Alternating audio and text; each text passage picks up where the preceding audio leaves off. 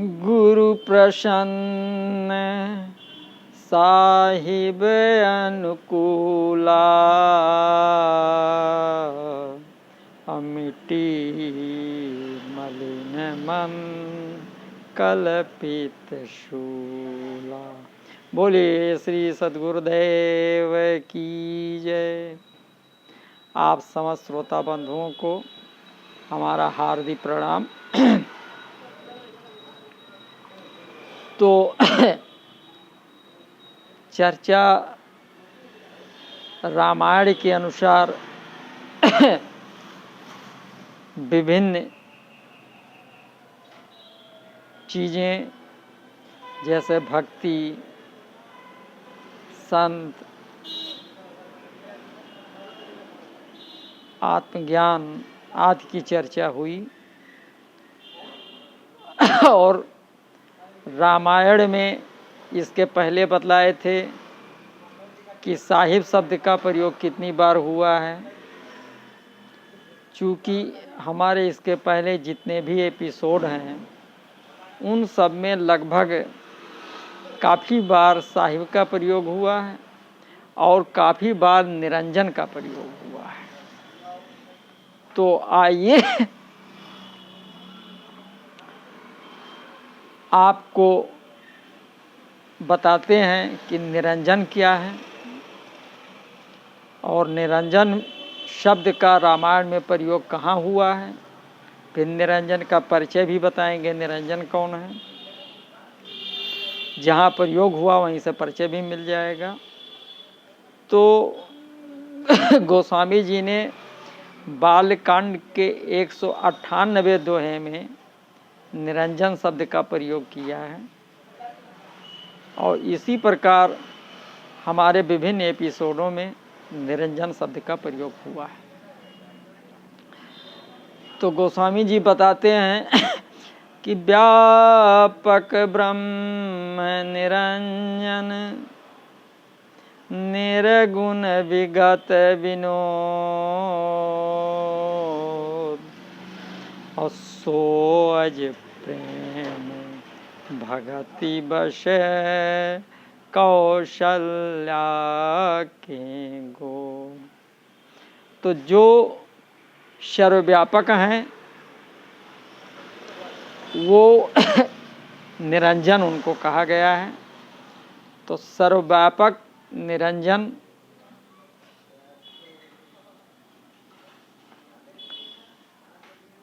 निरंजन मतलब माया रहित। तो कहा व्यापक ब्रह्म निरंजन निर्गुण विगत विनोद, सो अज प्रेम भगति वश कौशल्या के गोद। तो जो सर्वव्यापक यानी निरंजन अर्थात माया रहित, निर्गुण, विनोद रहित और अजन्मा ब्रह्म है, वही प्रेम और भक्ति के वश कौशल्या जी के गोद में खेल रहे हैं। तो ऐसे निरंजन शब्द का प्रयोग बालकांड में आया।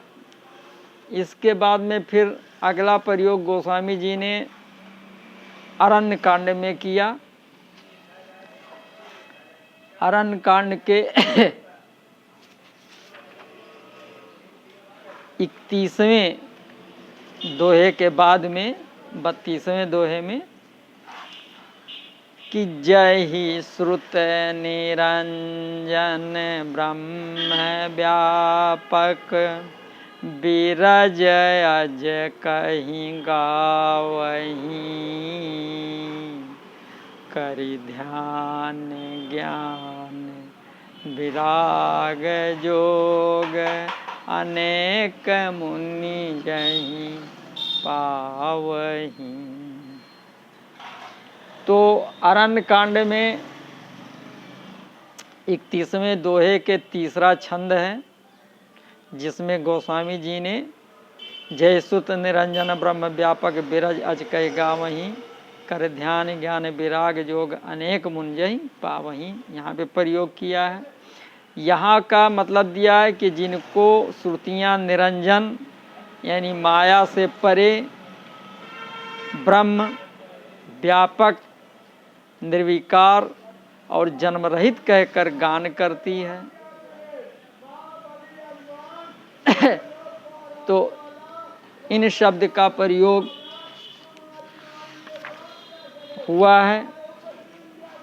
अब इसके बाद में फिर उत्तर कांड में गोस्वामी जी ने निरंजन शब्द का प्रयोग किया है। उत्तर कांड के 33वें दोहे में, 33वें दोहे के बाद में तज्ञ कृतज्ञ आज्ञता भंजन और नाम अनेक अनाम निरंजन। क्या बताया कि आप तत्व के जानने वाले, की हुई सेवाओं को मानने वाले और अज्ञान का नाश करने वाले हैं। हे निरंजन, माया रहित आपके अनेकों अनंत नाम हैं, नाम अनेक, आपके अनेकों नाम हैं और कोई नाम नहीं है। नाम अनेक अनाम निरंजन, तो आपके अनेकों नाम हैं और आपके कोई नाम नहीं है, अर्थात आप सभी नामों से परे हैं। अब इसके बाद में गोस्वामी जी ने निरंजन शब्द का प्रयोग 71वें दोहे में छठे चौपाई में किया है, जिसमें बताया गया कि निर्मम निराकार निर्मोहा और नित्य निरंजन सुख संदोहा। तो क्या बता रहे हैं कि अगुण अदाभ्र गिरा गोतीता शबदर्शी अनवद्य जीता। निरमम निराकार निर्मोहा और नित्य निरंजन सुख संदोहा। तो वे निर्गुण यानी माया के गुणों से रहित, महान, वाणी और इंद्रियों से परे, सब कुछ देखने वाले, निर्दोष, अजेय, ममता रहित, निराकार यानी माइक आकार से रहित, मोह रहित, नित्य, माया रहित, सुख की राशि, ऐसा वर्णन गोस्वामी जी ने किया। अब अगला वर्णन गोस्वामी जी करते हुए बता रहे हैं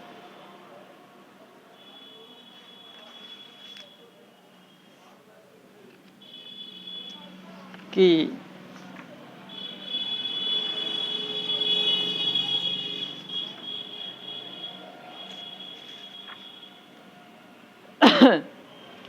विनय पत्रिका में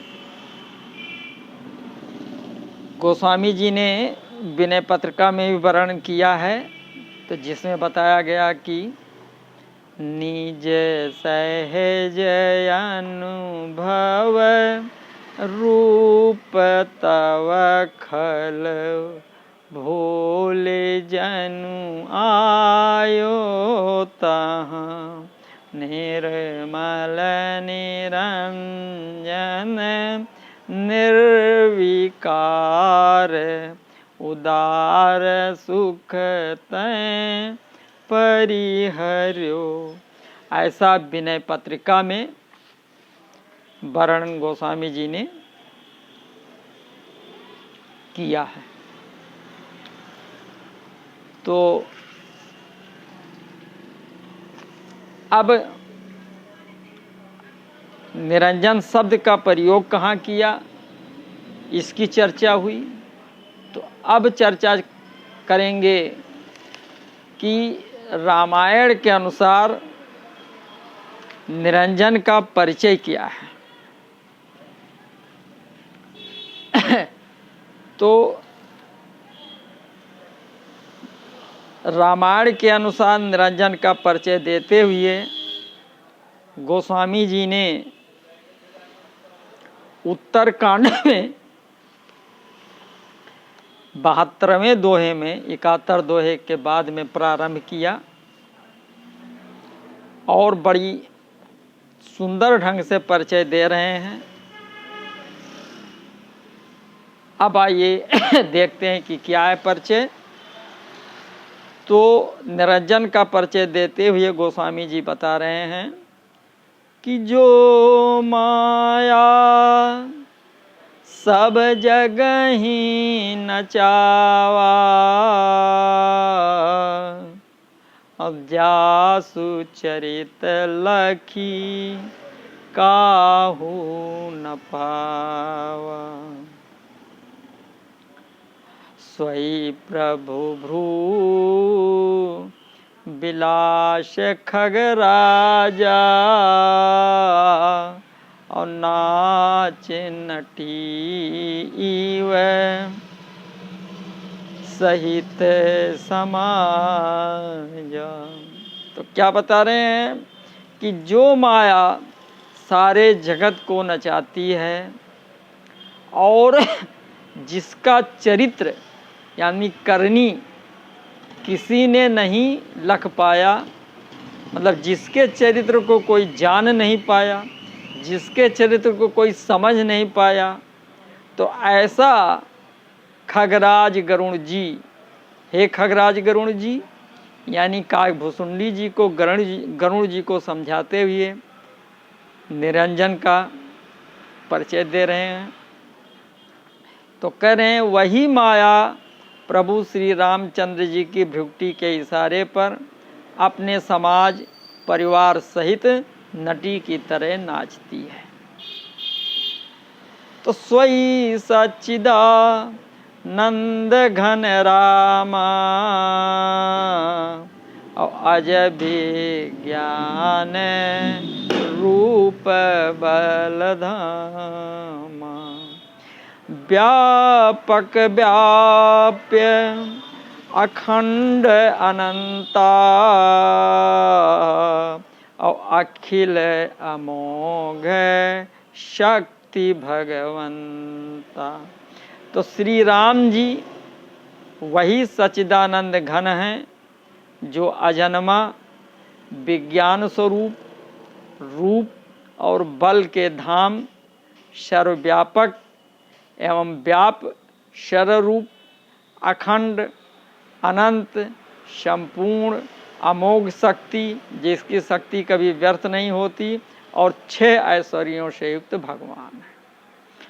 अगुण अधाब्र गिरा गोतीता, और समदर्शी अनवद्य अजीता। निरमम निराकार निर्मोहा, और नित्य निरंजन सुख संदोहा। तो वे निर्गुण माया के गुणों से रहित, महान, वाणी और इंद्रियों से परे, सब कुछ देखने वाले, निर्दोष, अजेय, ममता रहित, निराकार, माइक आकार से रहित, मोह रहित, नित्य, माया रहित, सुख की राशि। तो प्रकृति पार प्रभु सब उर्वासी, और ब्रह्म निरीह बिरज अविनाशी। तो यहाँ मोह कर कारण नाही, और रवि सन मुख तम कबहूँ की जाही। तो प्रकृति से परे प्रभु सर्वसमर्थ, सदा सबके हृदय में बसने वाले, इच्छा रहित, विकार रहित, अविनाशी ब्रह्म है। यहाँ श्री राम में मोह का कारण ही नहीं है। क्या अंधकार का समूह कभी सूर्य के सामने जा सकता है?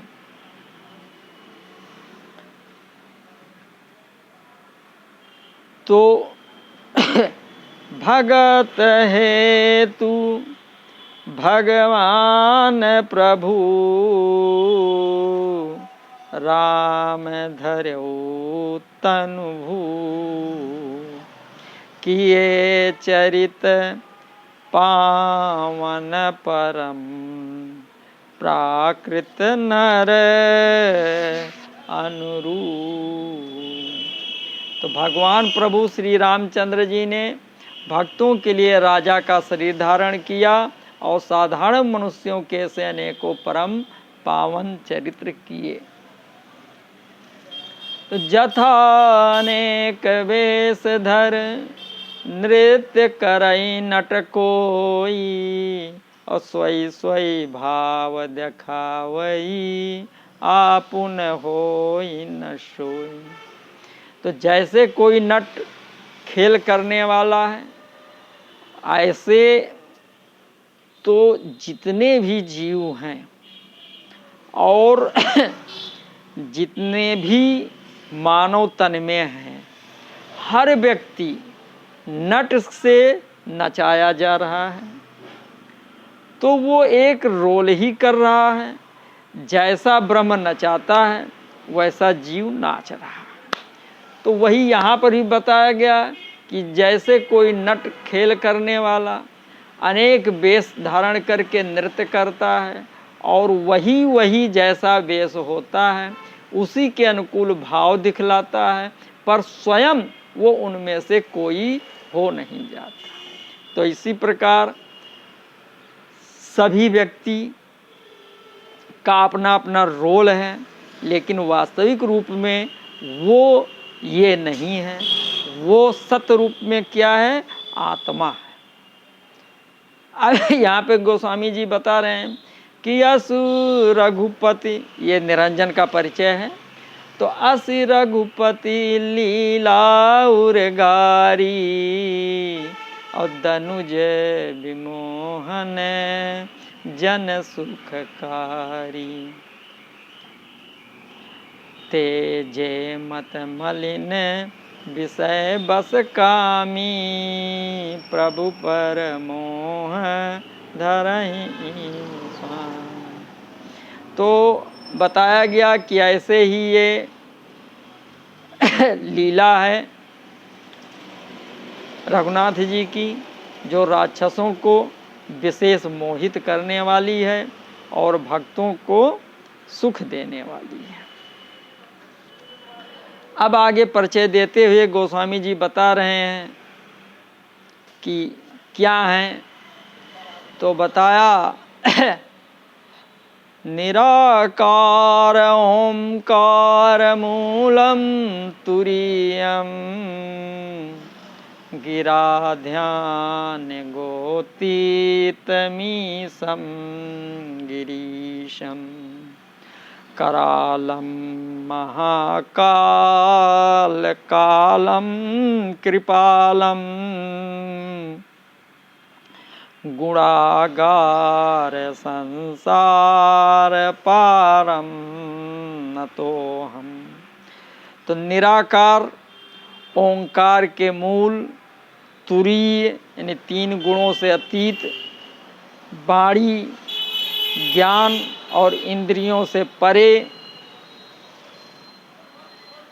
विकराल महाकाल के भी काल, कृपालु गुणों के धाम, संसार से परे परमेश्वर है। तो ये परिचय निरंजन का पूर्ण रूपेण गोस्वामी जी ने रामायण के अंदर दिया और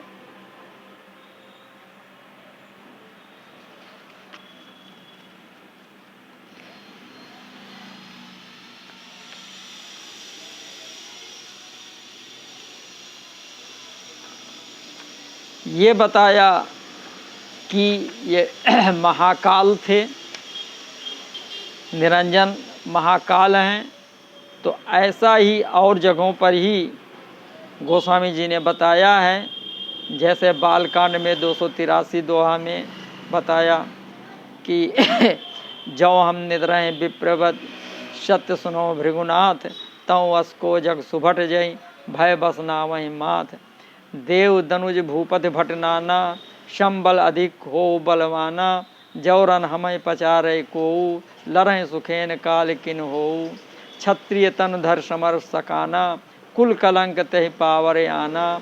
कहाँ सुभाव न कुल है प्रशंसी, कालहु डरहि न रन रघुवंशी।